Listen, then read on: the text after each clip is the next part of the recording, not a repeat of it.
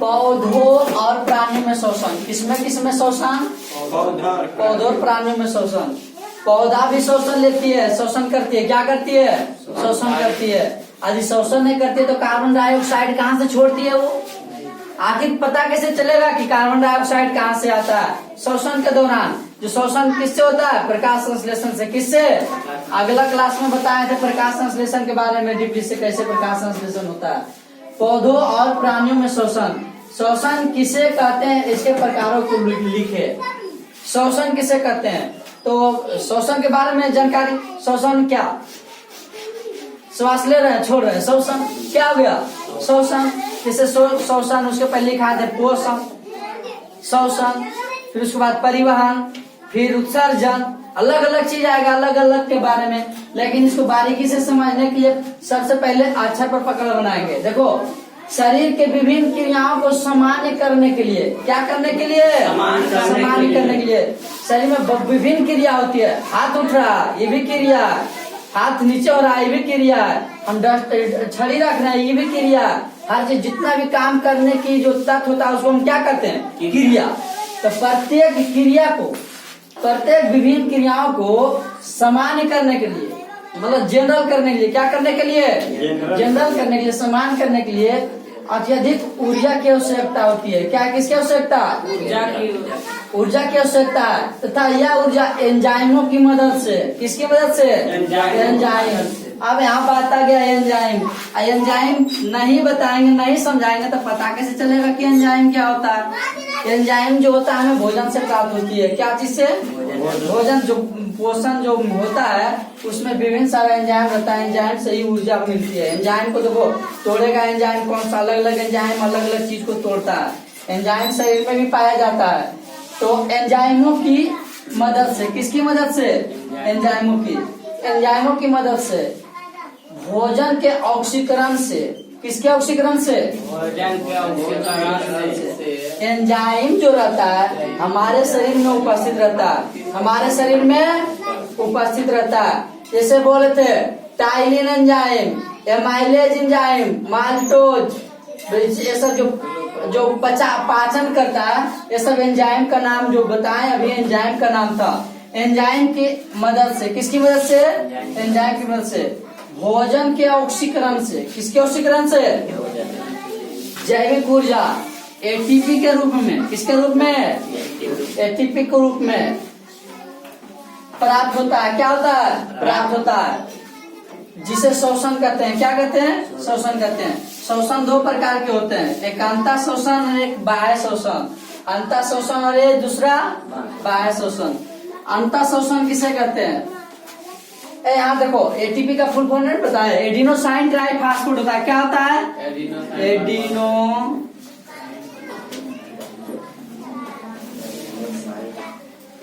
Triphosphate. Adenosine triphosphate होता है। इसका फुल फॉर्म होता है एडिनोसाइन ट्राइफॉस्फेट, जो कि हमारे शरीर में जब वो कार्बोहाइड्रेट से टूटती है तो 38 एटीपी के रूप में मिलता है। कितना एटीपी? 38 एटीपी। आगे हम बताएंगे, इसके बारे में जानकारी देंगे। 38 एटीपी क्या होता है, कैसे होता है, हमारे शरीर में कैसे बनता है। शोषण की दो भाग होते हैं, अंतः शोषण, दूसरा बाह्य शोषण। अंतः शोषण किसे कहते हैं? शोषण वह क्रिया जिसमें ग्लूकोज का ऑक्सीकरण कोशिका के अंदर होता है। किसके अंदर? कोशिका। कोशिका बार बार कोशिका आ रहा होगा तो कह रहा कोशिका केकरा कहता है, यही जानकारी मूर्ख हम बताए थे। शरीर में, हमारे शरीर जो बना है लाखों हजारों लाखों करोड़ों कोशिका से मिलकर बना है। किससे मिलकर बना है? कोशिका से। हमारे शरीर का एक टुकड़ा, शरीर का एक टुकड़ा भाग में उसमें बहुत सारा कोशिका रहता है। उसका संरचना अलग अलग होती है। संरचना उसका अलग अलग होती है। हम लोग खाली देख लेते हैं कि कुछ 5 फीट लंबा है, 7 फीट लंबा है। जो भी रहे सबका कोशिका होता है। सबके जीव जंतु में सब में कोशिका होता है। क्या होता है? कोशिका होता है। जैसे कुत्ता है तो उसमें कोशिका नहीं है। शरीर का निर्माण कैसे हुआ? तो कोशिका से। शरीर का सबसे छोटा इकाई क्या होता है? कोशिका। क्या होता है? कोशिका। शरीर का सबसे छोटा इकाई कोशिका होता है। तो ऑक्सीकरण जो होता है कोशिका से होती है, कोशिका के अंदर होती है। किसके अंदर? कोशिका के अंदर। मतलब हमारे शरीर के इसके जो अंदर है इससे भी शोषण होता है। क्या होता है? ऑक्सीकरण से अंदर होता है। यही इसके अंदर जो शोषण होता है इसको हम अंतर शोषण कहते हैं। क्या कहते हैं? अंतर शोषण। ये जो हम सांस लेते हैं बाह्य शोषण होता है। कौन शोषण होता है? बाह्य शोषण। उसके बारे में देखो आगे। बाह्य शोषण किसे कहते हैं? जिस पौधे या जंतुओं में, जिस पौधे या जंतुओं में ऑक्सीशोषण होता है उसमें श्वास लेने और छोड़ने की क्रिया को ही बाह्य शोषण कहते हैं। श्वास लेने और छोड़ने की क्रिया को बाह्य शोषण कहते हैं। बाह्य शोषण कहते हैं। जैसे हम श्वास ले रहे हैं तो अंदर से श्वास ले रहे हैं, बाहर से श्वास ले रहे हैं। जो कि श्वास ले रहे हैं तो सबसे पहले हमारा क्या जाएगा? फेफड़ा में जाएगा श्वास। फेफड़ा में जो हम लोग का जो ब्लड रहता है, ब्लड मतलब रक्त परिसंचरण, ब्लड सर्कुलेशन, जो हम लोग को जो ब्लड रहता है, ब्लड सब नस से आकर के प्यूरिफाई होता है। कहाँ? फेफड़ा के पास। कहाँ? फेफड़ा के पास। फेफड़ा से फिर वहाँ होता है लीवर होता है, लीवर के पास भी जाता है, वहाँ भी इसको। फिर स्प्लीन होता है, फिर पलिहा होता है, उसके अंदर बहुत सारे अंग होते हैं जिससे प्यूरिफाई होता है। फुफ्फुसीय धमनी होता है, फुफ्फुसीय शिरा होता है, ये सब। उसके बाद जो वेन होता है, अलग अलग शरीर का अंग होता है, उसमें ब्लड जाता है तो प्यूरिफाई होता है। क्या होता है? प्यूरिफाई होता है। प्यूरिफाई मतलब साफ होता है। क्या होता है? साफ होता है। और जब साफ होगा तभी, साफ कहाँ से होता है? जब हम जो ऑक्सीजन लेते हैं, ब्लड घूमता है, ब्लड घूमते घामते कहाँ? फेफड़ा के पास आता है। कहाँ आता है? बोलो, कहाँ आता है? फेफड़ा के पास। जब ब्लड सर्कुलेशन, जिससे ब्लड शरीर में घूमते रहता है, ब्लड अपने आप में क्या होता रहता है? घूमते रहता है। और घूमते रहता है और उसमें क्या है कि प्यूरिफाई नहीं होगा। तो कैसे नहीं होगा? जब वहाँ घूमेगा नहीं तो होगा प्यूरिफाई नहीं, क्योंकि जब हम ऑक्सीजन लेते हैं वातावरण से, जो 20 या 21% ऑक्सीजन हमारे वातावरण में उपस्थित रहता है। कितना प्रतिशत? कितना प्रतिशत? 20 से 21%। और जो ऑक्सीजन जो लेते हैं वो ऑक्सीजन हमारे फेफड़ा के पास जाता है। और जो खून होता है, खून इधर से जाता है, काम करता है, कार्बन डाइऑक्साइड भर जाता है। तो कार्बन डाइऑक्साइड जब उसमें फेफड़ा के पास जाता है ब्लड, तो फिर वहाँ पर ऑक्सीजन जो लेते हैं वातावरण से जो ऑक्सीजन लेते हैं तो ब्लड में जाता है। किस में जाता है? ब्लड में। अब ब्लड पूरा शरीर को पंप करता है। ब्लड क्या करता है? पूरा शरीर को पंप करता है। उसी को हम शोषण कहते हैं। मारेंगे तो घूम जाएगा। ठीक से बैठो। वही जो है हमारे शरीर को नियंत्रण करता है, नियमन करता है और कार्य करने की क्षमता को बढ़ाता है, हमारे कैपेसिटी को बढ़ाता है। इसी के कारण हम लोग कोई भी काम कर सकते हैं, कोई भी काम कर सकते हैं। अधूरा ज्ञान खतरनाक होता है, अधूरा ज्ञान खतरनाक होता है। इसलिए जब समझाने का कोशिश करते हैं पूरा समझने का अति करो।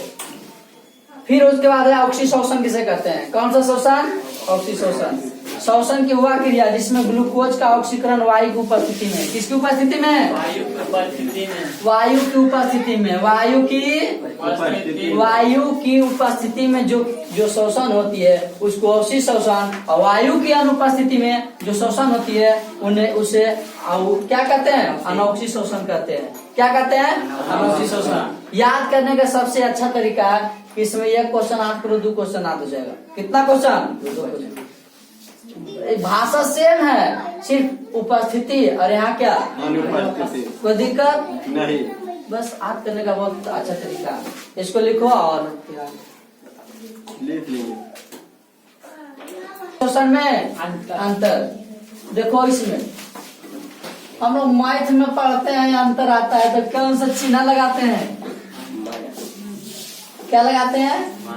माइनस। लेकिन इसमें माइनस प्लस नहीं करना है, अंतर बताना है कि इसमें कोची होता है, इसमें कोची नहीं होता, इसमें कैसे होता है और इसमें कैसे होता है, इस सब के बारे में अंतर बताना है। दोनों का अंतर का उल्लेख करना है।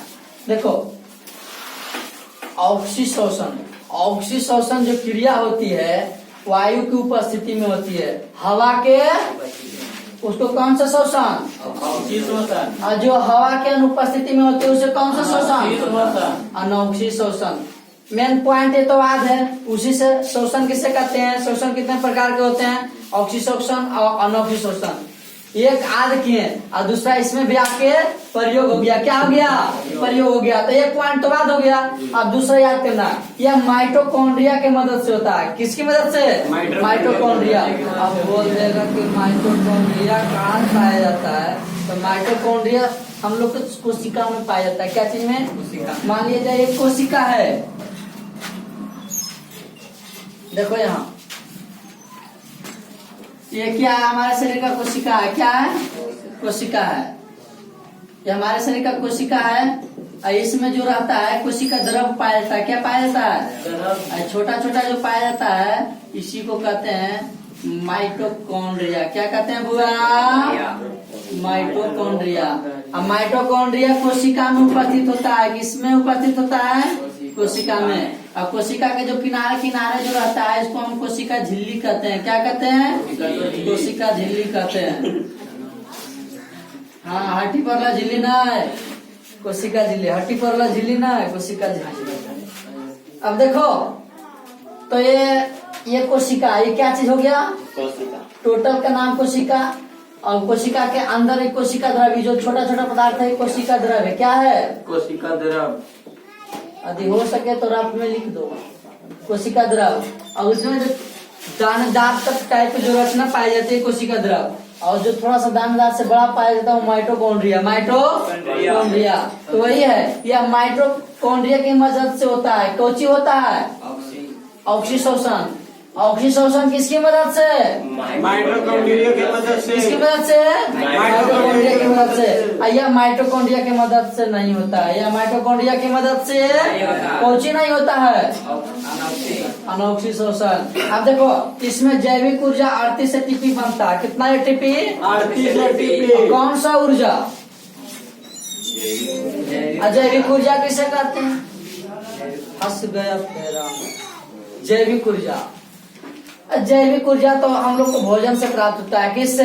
भोजन से। जिस कोई भी काम करने के लिए हमें ऊर्जा की आवश्यकता होती है उस ऊर्जा को हम जैविक ऊर्जा कहते हैं। जो हमें पोषण से प्राप्त होती है, पोषण भोजन से प्राप्त होती है। भोजन में विटामिन मिनरल सब साथ पाया जाता है, उसी से हम ऊर्जा प्राप्त करते हैं। उसको कौन सा ऊर्जा कहते हैं? जैविक ऊर्जा। सिंपल भाषा में बोलना।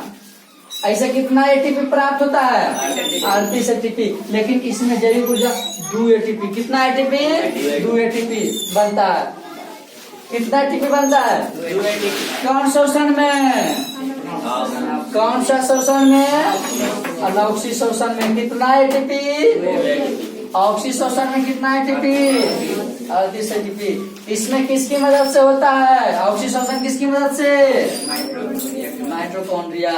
और ये माइटोकॉन्ड्रिया की मदद से होता है? नहीं होता। अब देखो किण्वन किसे कहते हैं? किण्वन किसे कहते हैं? दारू जो बनता है, दारू बनता है किण्वन विधि से। कौन विधि से? किण्वन विधि से। जब जीवाणु और पौधे में अनॉक्सीशोषण क्रिया होता है। कौन सा शोषण क्रिया होता है? जीवाणु मतलब बैक्टीरिया। जीवाणु मतलब बैक्टीरिया। अभी हिलेगा डुलेगा नहीं, ठीक से समझेगा। जब जीवाणु और पौधे में अनॉक्सीशोषण क्रिया होता है। कौन सा क्रिया होता है? अनॉक्सीशोषण क्रिया होता है। तब इथाइल अल्कोहल और कार्बन डाइऑक्साइड बनाता है। क्या बनाता है? कार्बन डाइऑक्साइड बनाता है। उसे किण्वन कहा जाता है। क्या कहा जाता है? किण्वन कहता है। तो जाहिर सी बात है, डायरेक्ट कहना है कि जब जीवाणु और पौधों में ऑक्सीशोषण क्रिया होता है तब इथाइल अल्कोहल और कार्बन डाइऑक्साइड बनाता है। उससे हम क्या कहते हैं? क्या कहते हैं? आगे देखो कोशिका शोषण की कितनी अभिक्रिया? कोशिका शोषण की हम लोग के शरीर तो बना है कोशिका से। जानता है कि नहीं जानता? बताया गया है। हम लोग का शरीर कौन से बना? कोशिका से। अब कोशिका में शोषण होता है। शरीर हवा लेता है छोड़ कि नहीं? शोषण होता है शरीर में कि नहीं? शोषण होता है। तो शोषण होता है तो कितने शोषण की कितने अभिक्रिया है उसके बारे में हमको यहाँ दर्शाना है। क्या करना है? दर्शाना है। कमी दर्शाना है। तो कोशिका शोषण की 2 अभिक्रिया है। कितना अभिक्रिया? 2 अभिक्रिया। पहला ग्लाइकोलाइसिस। कौन सा अभिक्रिया? ग्लाइकोलाइसिस। और दूसरा चक्रीय प्रतिक्रिया। कौन सा प्रतिक्रिया? चक्रीय प्रतिक्रिया। अब उसके बाद देखो शोषण अंग के बारे में लिखना है। किसके बारे में? शोषण अंग के बारे में। किसके बारे में? श्वसन अंग के बारे में लिखना है। श्वसन अंग तो होता है जब हम श्वसन करते हैं, श्वसन जब लेते हैं, श्वास लेते हैं तो कोई ना कोई अंग होगा निश्चित रूप से। अब अंग नहीं रहेगा तो क्या करेंगे? कान से श्वसन लेते हैं, आँख से नहीं। हर चीज का अपना अपना काम होता है। हर अंग, प्रत्येक अंग, मनुष्य के शरीर में सिर्फ कान जो है इसका कोई काम नहीं है, इसका कोई, इसको पेशी भी कहा जाता है कि शरीर का कौन सा भाग है जो कोई काम में, इसको काट के फेंक दो क्या सुनाई न देगा? ये सिर्फ शोभा के लिए है। क्या चीज के लिए है? इसको कर्णव पेशियां बोला जाता है, गौर से समझना। कर्णव पेशियां जिसको शुद्ध हिंदी में बोला जाता है बिना काम का होता है मनुष्य में, बिना, इसका कोई काम ना तो देखने में ना तो सुनने में। इसको काट के फेंक दो, सुंदरता के लिए रखता है, सुंदरता के लिए रखता है। देखो श्वसन अंग के बारे में तो कोई, हमारे शरीर में बहुत सा अंग है, हम बताए भी थे कि सबसे पहले कोशिका, कोशिका से उत्तक, उत्तक से तंत्र और तंत्र से अंग और अंग से शरीर का निर्माण होता है। किसका? शरीर का निर्माण होता है। और शरीर का जब निर्माण होता है तो प्रत्येक अंग का भाग होगा। यदि हम शरीर सब कुछ बना दिए, हम लीवर खत्म हो गया तो क्या शरीर रहेगा? हर चीज में हर चीज का जरूरत होता है। यदि एक भी चीज डैमेज हुआ तो समझ जाओ पूरा शरीर को बर्बाद कर देगा। क्या कर देगा? पर बर्बाद कर देगा। जैसे जिस प्रकार पान का पत्तियां रखा जाता है सजा करके, और एक पत्ता क्या होता है जब गल जाता है तो क्या होता है? टोटल पत्ता को क्या करता है? गला देता है। उसी प्रकार शरीर का अंग होता है। हम इसके बारे में, श्वसन अंग के बारे में देखो पढ़ा रहे थे श्वसन अंग, अब चल गए शरीर के। श्वसन अंग के बारे में वह अंग जिससे श्वसन की क्रिया होती है, श्वसन की क्रिया होती है, उसे हम कौन सा अंग कहते हैं? श्वसन अंग कहते हैं। अलग अलग जीवों में श्वसन अंग अलग अलग होती है, अलग अलग जीवों में श्वसन अंग अलग अलग होती है। जैसे सरीसृप वर्ग, सरीसृप वर्ग देखो यहाँ पर दिया हुआ फेफड़ा से, क्या चीज से? और सरीसृप वर्ग लिखे होंगे तो बहुत लोग कहता है वो सरीसृप वर्ग कुछ होता है।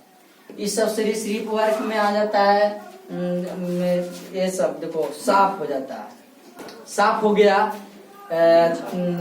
सांप, बिच्छा, ये सब जो छोटे मोटे कीट पतंग जो होते हैं सब किसके अंतर्गत आते हैं? कौन सा वर्ग के अंतर्गत? सरीसृप वर्ग। अब देखो यहाँ स्तनधारी वर्ग।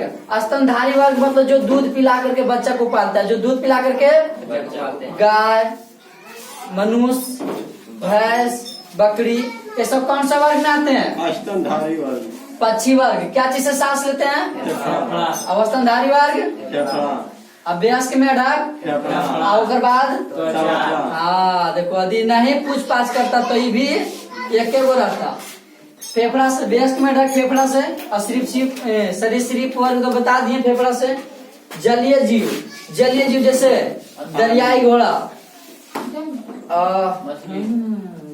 मछली, उसके बाद देखो जोक तो हो गया दूसरा। जोक किसमें आ गया? एनलिडा में। केचुआ, चेरा और जोक ये सब चमड़ा से लेता है। किससे? चमड़ा से। और जलीय जीव में जैसे हो गया केकड़ा हो गया, उसके बाद जैसे गल खल इसे लेगा, ये इसे त्वचा से भी लेता है। कछुआ हो गया तो कछुआ जो सरीसृप वर्ग में आ जाता है, इसी में आ जाएगा। वो भी फेफड़ा से। क्या चीज से? फेफड़ा से। और केचुआ त्वचा से, तिलचट्टा स्पाइटेकिल से। किससे? उसका जो अंग होता है उसको स्पाइटेकिल्स बोलता है। क्या बोलता है? नाम देखो अलग अलग जीव जंतु का नाम अलग अलग होता है, लेकिन क्या इसको याद कर लेना है? क्या कर लेना है? याद नहीं करेंगे तो परीक्षा में पास नहीं होंगे। हर चीज इंजॉय तरीके से करना चाहिए, लेकिन इंजॉय का मतलब यह नहीं कि खाली हंसी में अपना जीवन बर्बाद कर दे। केचुआ, त्वचा, तिलचट्टा, स्पाइटेकिल्स। स्पाइटेकिल्स नहीं याद होगा तो स्पाइटेकिल्स, तिलचट्टा, चट्टा, चट्टा किल्स, चट्टा किल्स, चट्टा किल्स, तिलचट्टा, स्पाइटेकिल्स, तिलचट्टा, स्पाइटेकिल्स 15 बार बोलोगे याद हो जाएगा। भूल जाएगा आसान होते होते, फिर सुबह में उठ के पढ़ लेंगे, यहाँ के सुना देंगे, फिर टेस्ट में क्वेश्चन डाल देंगे, याद हो जाएगा। और जो बोर्ड में आएगा तो ऑप्शन में रहेगा। तिलचट्टा का श्वसन अंग कौन है? त्वचा, स्पाइटेकिल्स, फेफड़ा, ट्रेकिया। किल्स साथ किए थे स्पाइटे किल्स होगा मारो स्पाइटे किल्स सही हो जाएगा पढ़ा रहेगा तबे ना मुंह ताकते रहेगा इसीलिए कहते हैं हमेशा कोशिश करो याद करने का हम रास्ता बता सकते हैं बाकी विशेष सुविधा के लिए तुम लोग अपने काज कर सकते हो मनुष्य फेफड़ा से लेते हैं पता है ना हम लोग श्वास किससे लेते हैं फेफड़ा से ये तो श्वसन अंग है फेफड़ा हम लोग का मेन श्वसन अंग फेफड़ा है और नाक से ऐसे तो लेते हैं वातावरण से लेते हैं नाक से लेते हैं लेकिन जहाँ ब्लड प्यूरिफाई होता है उसका नाम दर्शाया जाता है ब्लड प्यूरिफाई ब्लड साफ कहाँ होता है और ग्रासोपर एक बता रहे हैं ग्रासोपर को ही खोज ग्रासोपर ट्रैकिया से किससे ट्रैकिया से ग्रासोपर किससे ट्रैकिया से किससे